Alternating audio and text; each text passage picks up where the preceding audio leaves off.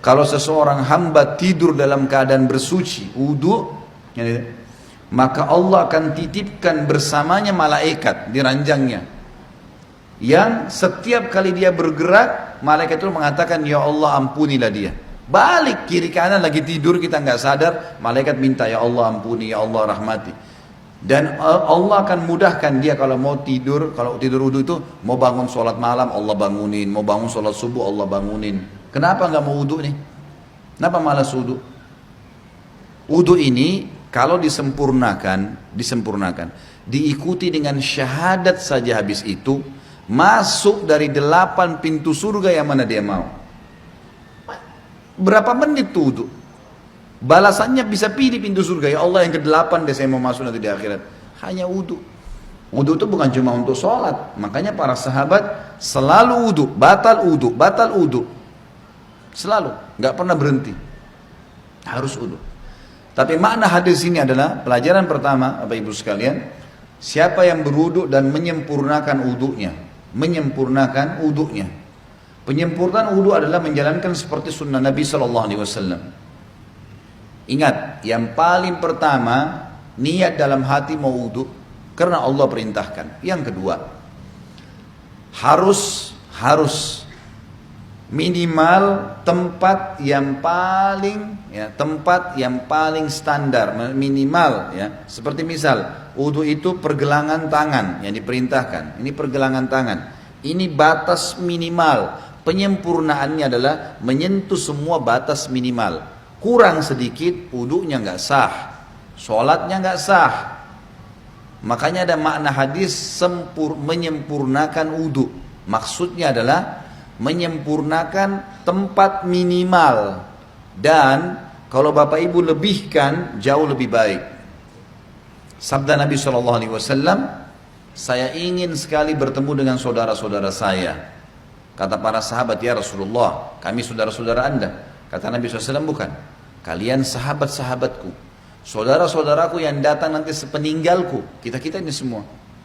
Lalu sahabat faham, mereka berkata, ya Rasulullah, bagaimana Anda bertemu dengan mereka? Bagaimana Anda bisa mengenal mereka nanti? Karena ketemunya di hari kiamat. Kita ketemu dengan Nabi SAW kapan? Di hari kebangkitan, mahsyar. Bagaimana Anda mengenal mereka sementara Anda tidak mungkin kenal mereka, tidak pernah ketemu, mereka juga tidak pernah ketemu dengan Anda. Kata Nabi SAW, sungguh dari tempat-tempat wudunya umatku akan keluar cahaya yang terang. Dan tidak ada itu pada umat yang lain. Makna juga daripada hadis ini kata ulama adalah wudu itu hanya ada pada umat Muhammad SAW. Makna hadis itu karena dikatakan akan keluar cahaya dari tempat-tempat wudunya umatku. Maksudnya kalau umat-umat lain juga ada wudunya, berarti keluar cahaya juga. Sudah dibedain. Kata Nabi SAW, keluar nanti dari tempat-tempat wudu kita keluar cahaya semuanya. Dan bukankah seseorang yang memiliki kuda-kuda yang banyak bisa membedakan antara kuda-kuda itu bila ada kuda yang keempat kakinya berbulu warna putih, warna apapun badannya, tapi keempat tangannya, kakinya itu berwarna ada bulu putihnya. Riwayat lain dikatakan keempat kakinya dan bagian dahinya, rambut di bagian dahinya berwarna putih. Pasti bisa dibedakan, oh ini kuda lain karena warnanya kombinasi putih sama yang lainnya. Maka begitu pula saya akan membedakan umatku. Dalam riwayat lain, riwayat sahih, riwayat Bukhari juga, kata Nabi SAW, lanjutan hadis tadi, dan siapa yang bisa memanjangkan jamahan uduknya supaya cahayanya memanjang, maka lakukanlah. Disunnahkan lebihan, misal minimal tadi pergelangan, lebihkan. Minimal wajah seperti ini maka dilebihkan sampai di bawah dagu. Kemudian siku, ini batas minimal, lebihkan sampai di lengan. Batas minimal kaki, mata kaki, lebihkan sampai ke betis, gitu kan. Dan boleh wudu pada saat orang lagi mandi di kamar mandi tidak pakai pakaian boleh, asal bukan di tempat umum, insya Allah nggak apa-apa. Loh iya, kamar mandi kita sendiri ada pintunya tertutup nggak ada masalah. Karena pernah ada yang bilang gitu, Ustadz boleh nggak saya wudu sementara saya mandi, atau saya harus tutup dengan sarung atau handuk?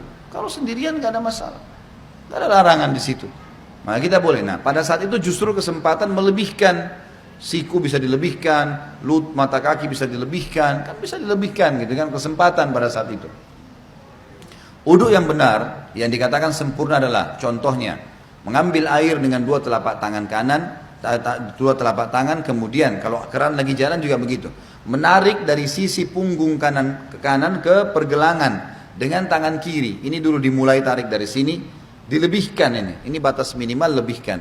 Kemudian tangan kanan menarik untuk tangan kiri juga sampai batas lebih dari batas minimal, sampai ke sini kurang lebih. Kemudian baru mempertemukan antara punggung dalam dua-duanya dan menyelat-nyelatkan di antara dua jari.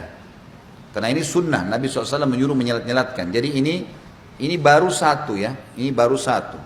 Ini baru satu. Kemudian diulangin, pelan-pelan, sempurnakan.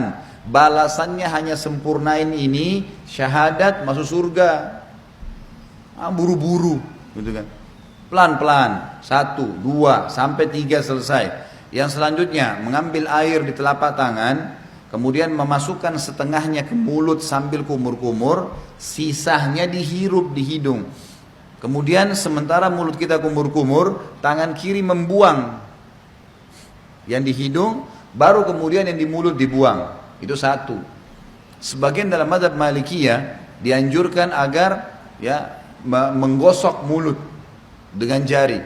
Terutama yang saya katakan adalah di bagian depan gusi, karena biasanya di sini ada lendir yang membuat bau mulut nggak enak. Kita kalau uduk sebentar misalnya lagi kumur-kumur, bapak ibu coba masukin di bagian depan ini sering ada lendir 4 sisi ini. Itu kalau dikeluarin bau mulutnya jadi hilang. Itu dianjurkan. Sebagian juga ulama mengatakan dianjurkan kumur-kumur maksimal, karena ada hadis yang lain berbunyi, tidak ada seorang umat, tidak ada seseorang pun dari kalian berwudu seperti wuduku ini, Nabi SAW praktikin, kecuali akan berjatuhan semua dosa-dosanya bersamaan dengan tetesan air terakhir. Termasuk di sini kumur-kumur dimaksimalin supaya dosa mulutnya jatuh semuanya, gitu kan? Kemudian wajah, ini tentu 3 kali diambil, dimasukkan di mulut sambil kumur-kumur, lalu sisanya dihirup, dibuang dengan tangan kiri. 1, 2, 3. Setelah itu, mengambil air dengan 2 telapak tangan, kemudian dari awal tumbuhnya rambut sampai 2 jari di bawah dagu, dari awal kuping kanan dengan kuping kiri, dimasukkan di wajah, kemudian diputar. Ini 1, gitu kan? Kemudian 2, ini semuanya kena, dan seterusnya 3. Bagi teman-teman yang berjenggot tentu diselat-selatkan, sunnahnya begitu. Diselatkan jari di antara jenggotnya, sebagaimana mungkin kalau jenggot seperti saya mungkin dimasukkan begitu. Kemudian telapak tangan kanan ditarik dari sisi kanan punggung, ditarik sampai ini, ingat ini batas minimal. Banyak orang wudu ininya nggak kena nih, ini nggak kena, ini bisa nggak sah wudunya, nggak sah sholatnya. Jadi tarik sampai sini nih, kemudian baru diputar ke dalam, 1, 2, 3, sampai 3 kali. Kalau misal air kerannya di atas, ngalir di keran, dan kita mau tarik dari atas boleh, tarik di atas batas minimal, ya. Jadi ditarik dari sini, di atas siku, tarik ke bawah, kemudian baru diputar ke bagian dalam. Kanan dulu baru kiri. Setelah itu baru kepala. Kepala ini diambil air, sunnah Nabi SAW ditarik dari awal kepala sampai ke tengkuk, ya, sampai ke batang leher, kemudian ditarik lagi ke atas kembali. Lalu jari telunjuk masuk ke dalam lubang, ibu jari mutar di belakang. 1, ya. Ini satu-satunya yang dilakukan 1 kali saja. Kalau semua tadi anggota tubuh, telapak tangan, tangan sampai siku, wajah, ini semua 3 kali. Kumur-kumur, bersihkan hidung semua 3 kali. Kecuali kepala cuma sekali. Bagi ibu-ibu yang rambutnya panjang, ditarik sampai ke tengkuk, lalu ditepuk-tepuk ke atas. Sampai kembali ke depan, baru kemudian masuk ke sini, baru diputar. Selanjutnya telapak kaki dibasuh minimal mata kaki, lebihkan ke atas, supaya memang sempurna. Setelah itu jangan pernah lupa ucapkan syahadat, asyhadu an la ilaha illallah wahdahu, ada tambah la syarikalah, tidak ada sekutu baginya, wa asyhadu anna muhammadan abduhu wa rasuluh. Itu saja dijamin, kata Nabi SAW, dibukakan baginya 8 pintu surga, ia boleh memasuki dari mana saja dia mau atau dia suka. Di dalam hadis yang lain disebutkan bahwasanya Nabi SAW bersabda, riwayat Imam Tirmidzi, siapa yang membaca setelah syahadat Allahumma ja'alni minat tawwabina, sebaiknya dia membaca setelah syahadat Allahumma ja'alni minat tawwabina waj'alni minal mutatahhirin,